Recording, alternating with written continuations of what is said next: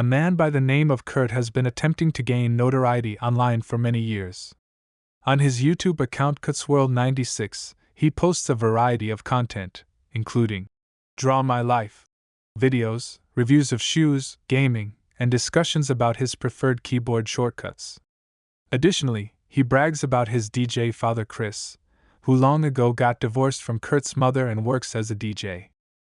Kurt resolved to be a good son and live with her while earning money by babysitting because his mother had been so unhappy over this. Kurt hasn't been able to attract a consistent following for his videos despite how much he records. His numbers have never exceeded double digits. This is extremely unlike to Bobby and his YouTube account Bobby Basecamp, a youngster Kurt formerly babysat who is now a well-known influencer. Bobby doesn't really accept Kurt as a buddy. Instead, he merely pulls him away from his own camera while tolerating him. Kurt hits a breaking point after 10 years of unsuccessful streaming and decides to give his channel one final go with a video he calls The Lesson, that teaches viewers how to build an online audience. The first part of the lesson, he says, is to prepare your car by filling it with cameras and water bottles. If you don't film yourself, you don't exist. Kurt will utilize this vehicle to drive for the ride-sharing company Spree. The first passenger he picks up is a man who refuses to fasten his seatbelt and expresses mistrust of the cameras. But Kurt just explains that they are there for security. Kurt is concerned that this man, who also promotes white supremacy, could harm his live streaming audience, at the moment Bobby, so he starts driving a little more dangerously. Kurt just tells the man to consume his free bottled water despite his complaints. In fact, the water has been poisoned, and Kurt even created a whole video instruction on how to do it covertly. Then, while the man expires in his rear seat, coughing away his life, Kurt turns on some music and blows past a stop sign. Bobby, Kurt's only watcher, believes that the kill was all staged to garner more views, but Kurt is okay with this since it fits with the lesson. Initially, no one should be able to tell that what he's doing is real because he wants to complete as many unnoticed in order to garner as much attention as possible in the future. A snarky realtor arrives as Kurt's next passenger and places her sign in the trunk. She chooses to go for a water bottle after some small talk, swiftly becoming Kurt's second victim. In order to adequately capture the body on camera, Kurt moves to the rear seat. He even makes the joke that he might even sip some water. Chris contacts Kurt at that time to request a ride, but Kurt simply hangs up. He then makes a move to hide his tracks. He uses the lady's dead face to unlock her phone, awards himself 5 stars on the Ride app, and then replies to a text message with a derogatory comment so the woman won't be expecting him for a business meeting. Kurt picks up an unpleasant meathead called Mario as his next passenger after disposing of the dead. Mario objects when Kurt attempts to play some of his own music, and he also won't touch the complimentary water. Then, disregarding Mario's protests because he was the one who selected the pool option, Kurt makes a side trip to pick up another passenger. Jessie, a well-known influencer and stand-up comedian, is the passenger. When she hears Mario making sexual advances toward her, she immediately cancels the trip and leaves. Kurt offers to drive her for free to get her into the car after Mario forces him to follow her. Kurt notices she has a large following when he is driving and inquires as to how she achieved this. She replies that she is simply entertaining. Jessie, who is tired of these two weird males bothering her, decides to video everything for her social media before exiting the car while Kurt keeps asking for help and Mario starts making highly improper statements about her. Now that Kurt has missed the opportunity to become friends with a really influential person, he is furious. As a result, he abruptly alters course and drives Mario to a faraway construction site. Kurt forces Mario to get out of the car because he has been driving so quickly that he is beginning to feel nauseous and Kurt doesn't want barf on his seats. When Mario complains but still exits to use the restroom, Kurt starts playing his own music loudly and accelerates to ram into Mario's car, sending the body flying above the car and landing on the front windshield for the ideal gory camera angle. Kurt pursues Jessie on social media after disposing of Mario's body and cleaning the vehicle and discovers that she is performing stand-up that evening. Himself interprets this as a sign and claims that Jesse and himself are two significant events taking place on the same night. Since Bobby, who continues to believe the killings are phony, is Kurt's lone tipper and his viewership is still in the single digits, it is obvious that he isn't huge yet. This is due to the fact that he is a very phony creative in general. He frequently plays practical jokes on the homeless, and the one time he purportedly helped them, everything was staged for the camera. This is not Jesse, who is admired for being sincere and accessible. A little bit later, Kurt makes a pit stop at the gas station where he removes the realtor's sign and fills the tank while fighting with Bobby, who advises him to spice up his stream since he's boring. After cleaning the vehicle of all the blood, Kurt decides to add some spice to the situation by driving erratically for his next group of passengers, 3 socialites named Richard, Kendra, and London.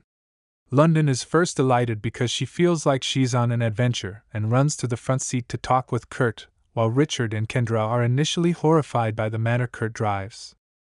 Kurt eventually veers off course once more and takes the group to a junkyard, urging Richard and Kendra to open the sunroof so they can take images for social media.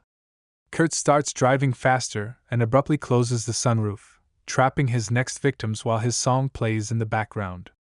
Richard and Kendra play along and genuinely having fun. Kurt then uses a power drill that he has in his car to murder London, while some wild canines from the junkyard leap on Richard and Kendra to feast.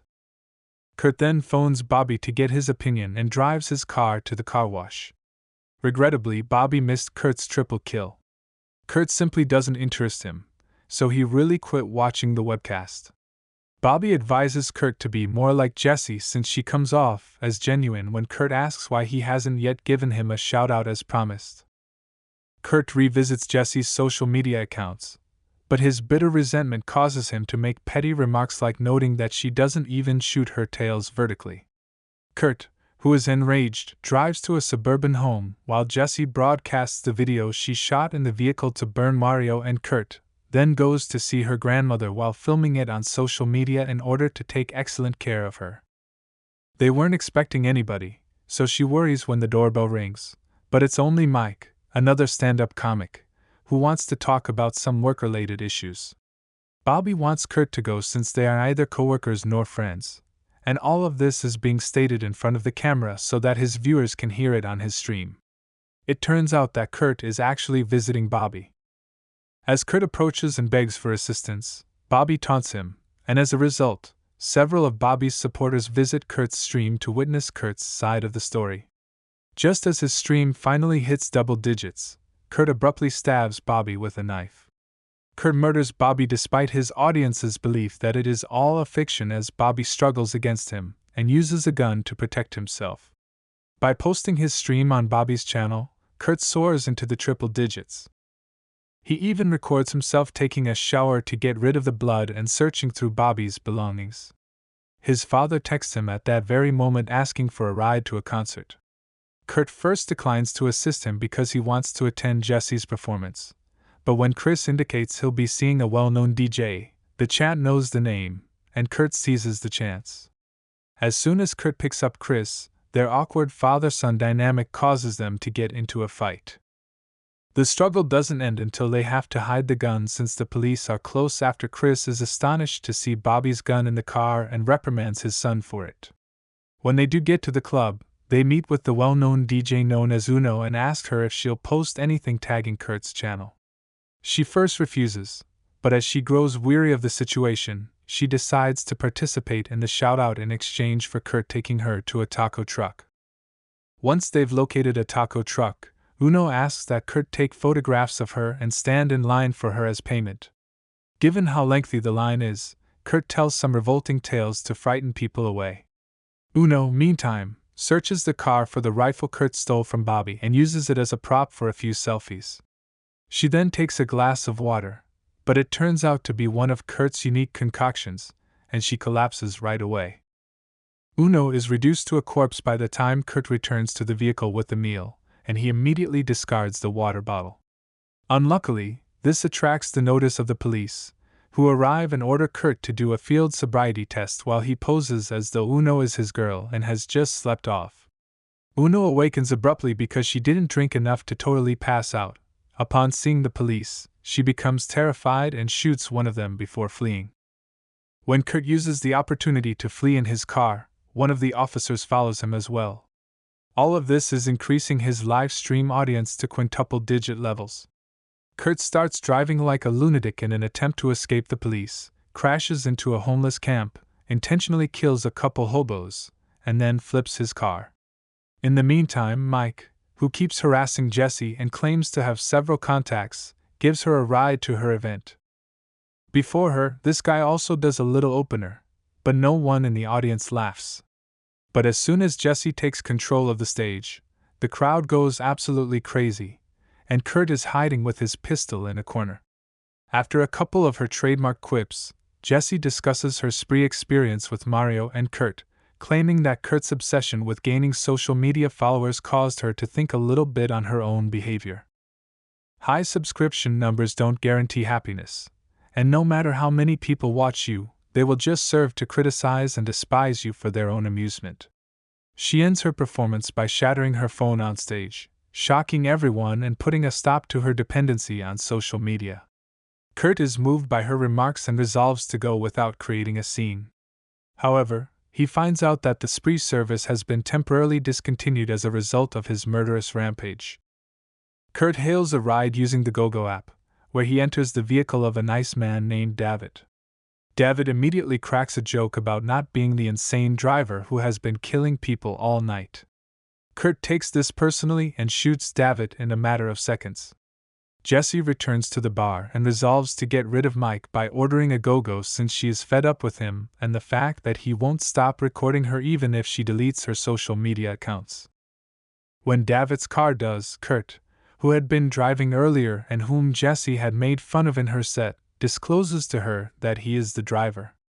Additionally, he informs her that he attended her performance and is aware that she would be unable to call for assistance because she damaged her phone. Kurt tells Jessie that he's bringing her to his house so they can express love instead of hatred, thinking that she's defenseless.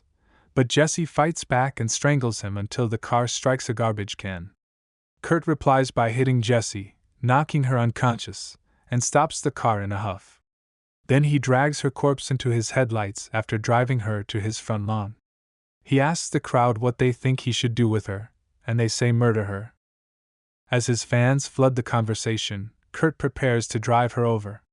He loses sight of Jessie as he stops to fix a camera that has fallen, so he gets out of the car to seek for her while the conversation calls him out for his stupid decision. The audience was correct.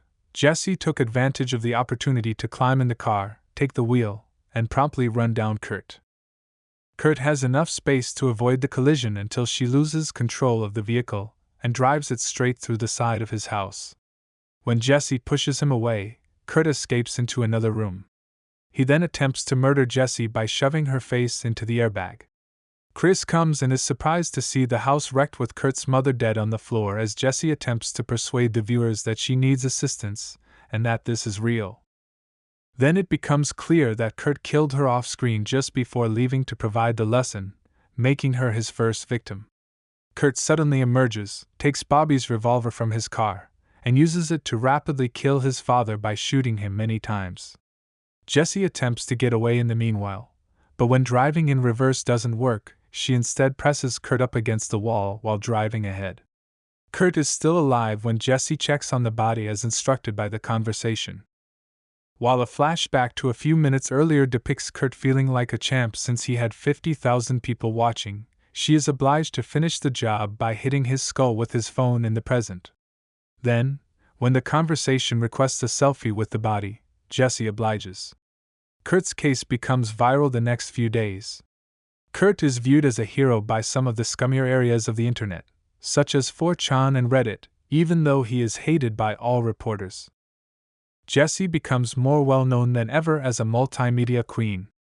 As the love for Kurt grows on these forums, a user discloses that Spree, a film about him, is currently in production.